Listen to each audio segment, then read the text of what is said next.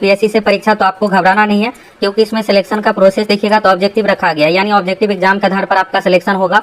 एक और चीज देखिएगा यहाँ पर तो बुक भी इसमें अलाउ है, यानी पुस्तक सहित परीक्षा ली जाएगी। अब आप सोच रहे होंगे कि ये कैसी परीक्षा जिसमें किताब खोल करके लिखेंगे, तो चलिए आप सभी नोटिफिकेशन देखिए। नोटिफिकेशन में ये चीजें लिखा हुआ है, हर एक चीज को लेकर आपको बताने वाले हैं।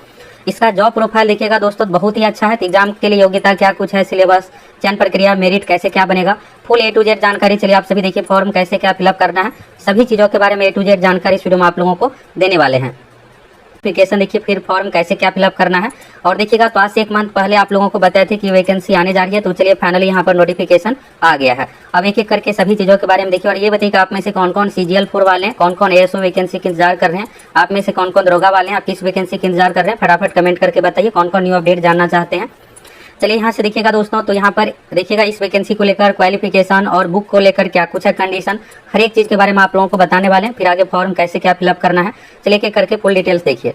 देखिए पहला चीज यहाँ पर देखिएगा तो एज लिमिट को लेकर है। 1 अगस्त 2025 के अनुसार आपका जो एज होना चाहिए मिनिमम का कंडीशन सभी कैटेगरी में 18 साल है। अगर आप जनरल कैटेगरी से आते हैं, पुरुष है तो 37 साल, जनरल कैटेगरी महिलाओं के लिए है 40 साल, BC EBC कैटेगरी में यानी पिछड़ा वर्ग अत्यंत पिछड़ा वर्ग में पुरुष महिला के लिए है 40 साल, SC ST कैटेगरी में पुरुष महिला दोनों के लिए है 42 साल। ये आपका एज का कंडीशन हो गया, जो कि 1 अगस्त 2025 के अनुसार चाहिए।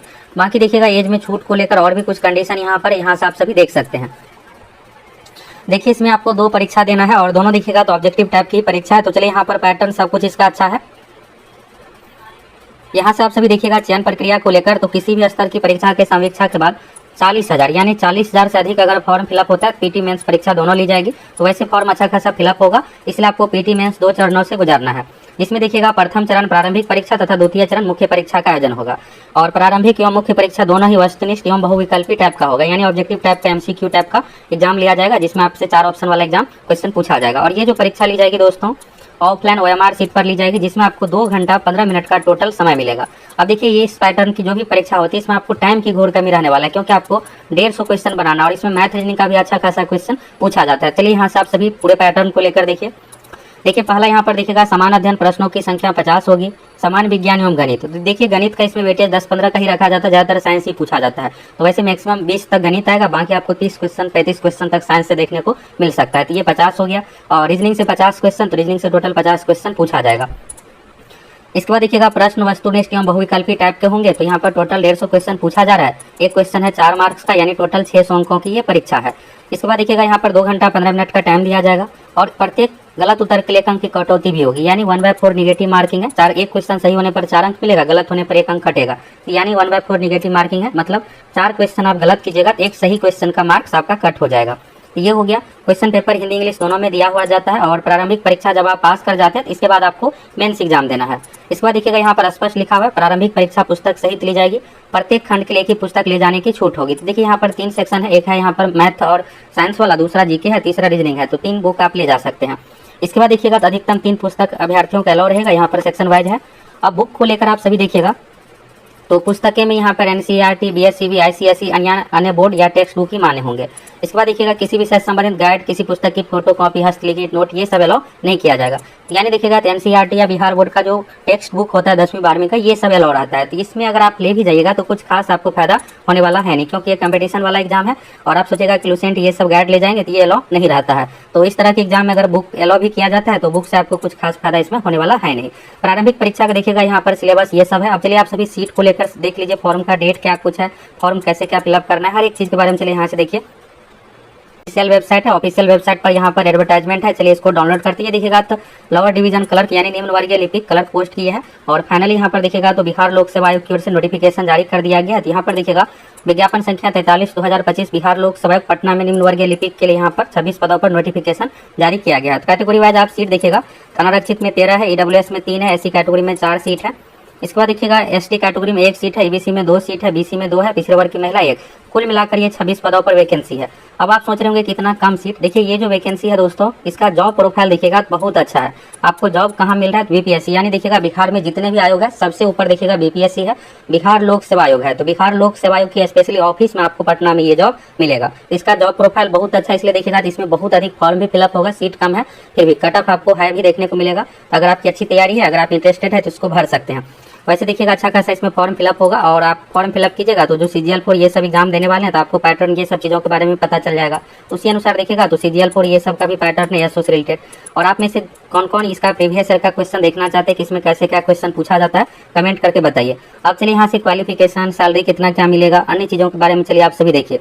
प्रीवियस ईयर क्वेश्चन देखिए हम आप लोगों को प्रोवाइड करवा देंगे। और अगर आप पहली बार चैनल पर आए हैं तो चैनल के साथ जुड़ जाइए। जितने भी तरह की बिहार की प्रतियोगिता परीक्षा है, दरोगा, बिहार SSC CGL, बिहार ऐसा है, सभी एग्जाम की तैयारी करवाते हैं। तो आप सभी पहली बार चैनल पर आए हैं तो चैनल के साथ आपको फटाफट जुड़ जाना है। वेतनमान के बारे में देखिएगा दोस्तों तो ये लेवल 2 का जॉब है और यहाँ पर देखिएगा 19,900 से लेकर के 63,200 इसमें सैलरी रखा गया है। तो यानी देखिएगा सैलरी तो लगभग आपको 30,000 प्लस इसमें सैलरी मिलेगा। शैक्षणिक योग्यता इंटरमीडिएट, ये 12वीं पास पर जॉब है। तो देखिए LDC लॉ डिवीजन क्लर्क से रिलेटेड पोस्ट है तो 12वीं पास क्वालिफिकेशन है। तीसरा चीज यहाँ पर देखिएगा शैक्षणिक योग्यता में यहाँ पर कंप्यूटर संचालन या कंप्यूटर टंकन, देखिए इसमें कामकाज टाइपिंग से रिलेटेड है इसलिए यहाँ पर टंकन यानी टाइपिस्ट का यहाँ पर मांगा जा रहा है। और कंप्यूटर संचालन यानी कंप्यूटर से रिलेटेड आपके पास कोई भी सर्टिफिकेट है तो आप भर पाइएगा, आपको कंप्यूटर चलाना आना चाहिए। एज लिमिट को लेकर देखिए शुरू में ही आपको क्लियर हो गया है कि 18 साल मिनिमम चाहिए। जनरल कैटेगरी के लिए मैक्सिमम 37 साल है। चयन प्रक्रिया दोस्तों आपको PT और मेंस 2 एग्जाम 2 चरणों से गुजरना है। इसके बाद सिलेबस को लेकर देखिएगा तो यहाँ पर जीके का सिलेबस दिया हुआ है। तो जिस अनुसार Bihar SSC inter level, Bihar सचिवालय सहायक CGL का सिलेबस है उसी अनुसार है। प्रारंभिक परीक्षा में वैकेंसी का 5 गुना अभ्यर्थियों का रिजल्ट आएगा। इसके बाद यहाँ पर मुख्य परीक्षा मेंस एग्जाम लिया जाएगा। फिर इसके बाद मेंस एग्जाम में मार्क्स के आधार पर आपका सिलेक्शन होगा। और मेंस एग्जाम के बाद देखिएगा यहाँ पर तो टाइपिंग से रिलेटेड टेस्ट होगा, उसको लेकर यहाँ पर कंडीशन दिया हुआ है। तो यहाँ से आप सभी अपना देख लीजिएगा। टाइपिंग को लेकर देखिएगा तो कौन से फॉन्ट में यहाँ पर होगा, रेमिंगटन गेल के फॉन्ट में यहाँ पर मंगल फॉन्ट में लिया जाएगा टाइपिंग टेस्ट, जिसमें देखिएगा यहाँ पर तो कितना मिस्टेक लॉ इसके बारे में है। मेधा सूची देखिए जब आप टंकन जांच यानी और कंप्यूटर जांच परीक्षा में पास हो जाते हैं तो इसके बाद मेंस एग्जाम में मार्क्स के आधार पर आपका मेरिट तैयार किया जाएगा। आरक्षण का लाभ बिहार के निवासियों को दिया जाएगा। अगर आप बिहार से है तो आपको आरक्षण का लाभ भी मिलेगा। इसके बाद देखिएगा यहाँ पर तो आरक्षण कोटिवार, यहाँ पर ये कैटेगरी का कोड है। फॉर्म भरते इसमें आपको अपना सभी डॉक्यूमेंट NCL EWS ये सब बना करके फिलअप करना है।